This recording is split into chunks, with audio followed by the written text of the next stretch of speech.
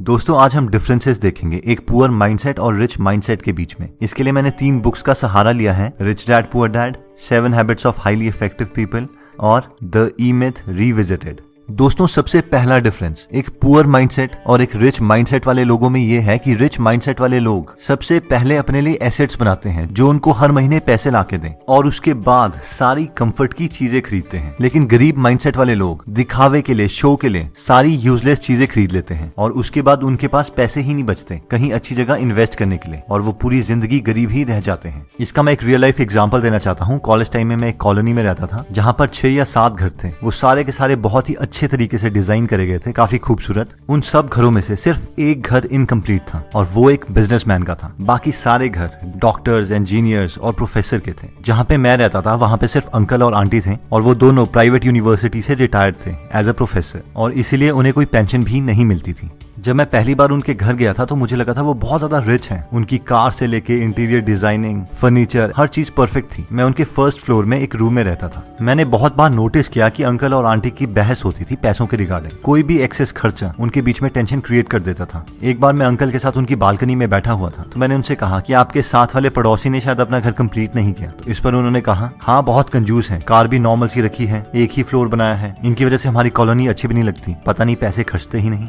थोड़े महीनों के बाद मैं वहां से शिफ्ट हो गया था तो एक बार मुझे अंकल का कॉल आया और उन्होंने कहा कि अगर आपका कोई फ्रेंड है पीजी के लिए तो हमारे पास यहाँ पे वैकेंसी है, आप रेकमेंड कर दीजिएगा। मैंने कहा ओके अंकल। लेकिन मुझे ये बात अजीब लगी कि उन्होंने अगले ही दिन मुझे दोबारा कॉल कर दिया और उन्होंने मुझसे कहा कि क्या आपने किसी फ्रेंड से पूछा? तो मैंने कहा हाँ, लेकिन वो कह रहे हैं कि आपका पीजी काफी कॉस्टली है। तो उन्होंने कहा कि वो तो होगा ही, हम इतनी फैसिलिटीज जो प्रोवाइड कर रहे हैं। और फिर नेक्स्ट डे उनकी दोबारा कॉल आ गई और उन्होंने मुझसे कहा कि हम अपना प्राइस कम करने के लिए तैयार है, आप उन्हें यहाँ पे भेज दीजिए। लेकिन एक्चुअल में मेरे फ्रेंड्स के लिए वो प्राइस भी ज्यादा था और वो वहां नहीं गए। जब मैंने ये पूरी स्टोरी को रिच डैड पुअर डैड की थियोरी के साथ कंपेयर किया तो मैंने ऑब्जर्व किया कि 1 सिर्फ वहां पे एक बिजनेसमैन का ही घर था जिसका एक फ्लोर बना हुआ था और 1-1.5 साल के बाद वही घर उस पूरी कॉलोनी में सबसे बड़ा था। उन्होंने 3 फ्लोर्स बना दिए थे और वो बहुत ही सुंदर बनाया था। सेकंड, अंकल ने होंडा सिटी रखी हुई थी लेकिन वो ट्रेवल स्कूटर में करते थे। हो सकता है वो अपने पैसे बचाने के लिए करते हों, लेकिन मैं ये जानता था कि बाहर से बेशक वो बहुत अमीर दिख रहे हों, अंदर से उन्हें पैसों की कमी थी जिसकी वजह से उनके और उनके वाइफ के बीच में बहस भी होती थी।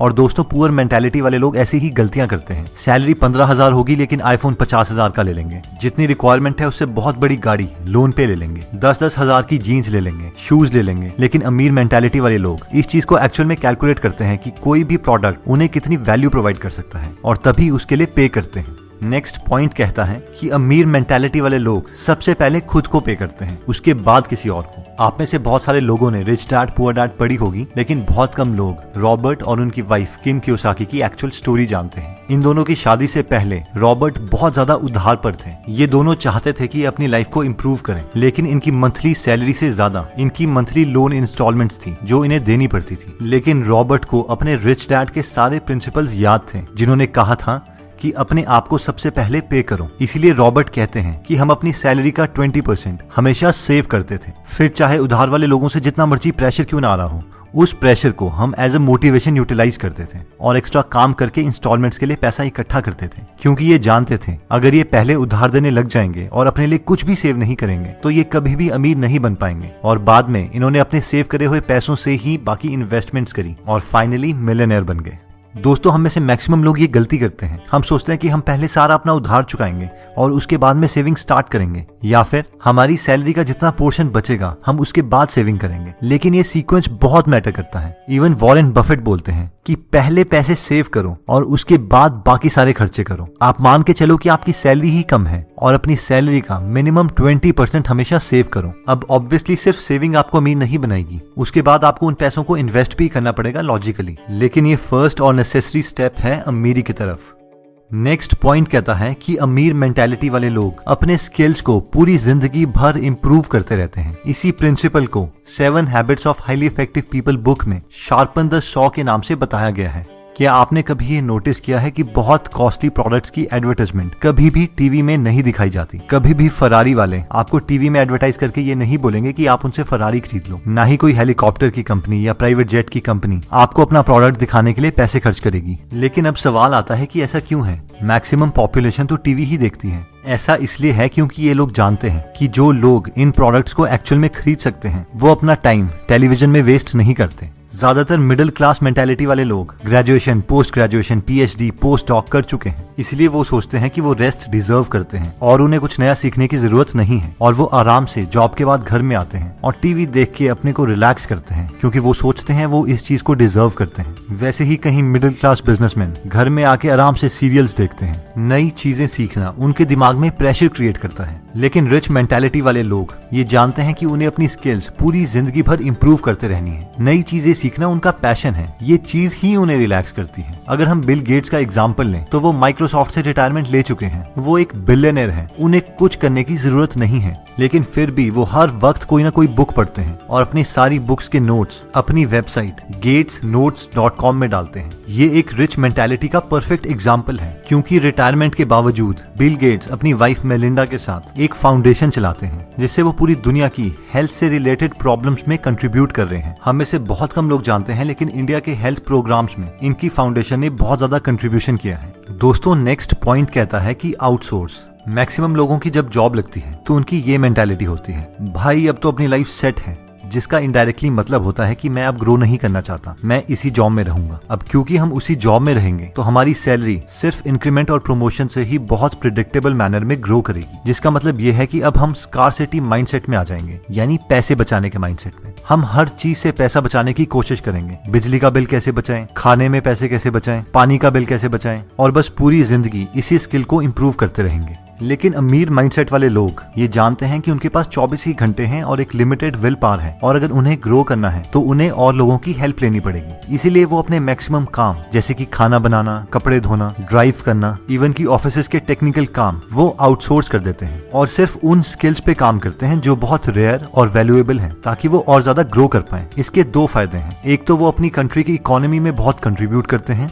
दूसरा इस प्रोसेस में बहुत सारे लोगों को जॉब दे देते हैं। लेकिन एक पुअर मेंटालिटी वाले लोग इन लोगों को देख के बहुत चिढ़ते हैं, यार ये तो बहुत स्टाइल मारते हैं, बिना नौकरों के तो ये काम नहीं करते। लेकिन रिच मेंटालिटी वाले लोगों के दिमाग में कुछ और ही चल रहा होता है। उनका मेन मकसद स्टाइल मारना नहीं, बल्कि अपने टाइम को बचाना होता है, जिसे गलत इंटरप्रेट किया जाता है। अब दोस्तों, इसका मतलब ये भी नहीं है कि आप सारे काम को आउटसोर्स कर दो और बाद में घर में बैठ के दोबारा से टीवी ही देखो। इसका मतलब सिर्फ ये है कि अगर आप ग्रो कर रहे हो और अगर आपको और लोगों की हेल्प चाहिए तो आप अपनी ग्रोथ को रोकोगे नहीं और हिचकिचाओगे नहीं, और इसीलिए कामों को आउटसोर्स कर दोगे। दोस्तों, नेक्स्ट पॉइंट कहता है कि think win win. Human psychology को समझने के लिए रिसर्चर्स ने एक एक्सपेरिमेंट किया। उन्होंने दो लोग जो एक दूसरे को नहीं जानते थे, उन्हें एक कमरे में बिठाया और टेबल पर $100 रख दिए।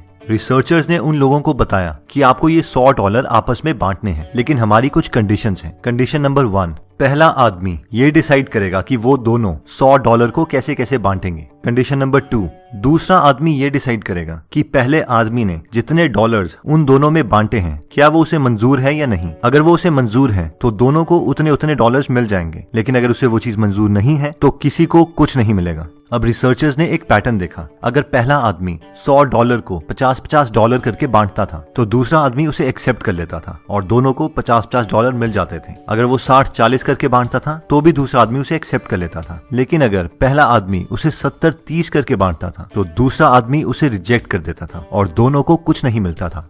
यानी ह्यूमन इमोशंस का टिपिंग पॉइंट 70-30 था। रिसर्चर्स ने ये एक्सपेरिमेंट बहुत लोगों में रिपीट किया, लेकिन ये नंबर 70-30 के आसपास ही आ रहा था। उसके बाद उन्हें लगा शायद $100 डेवलप्ड कंट्रीज के लिए कम है, इसलिए वो डेवलपिंग कंट्रीज गए और उन्हें भी सेम ही ऑफर दिया, लेकिन उसके बावजूद रिजल्ट्स सेम रहे।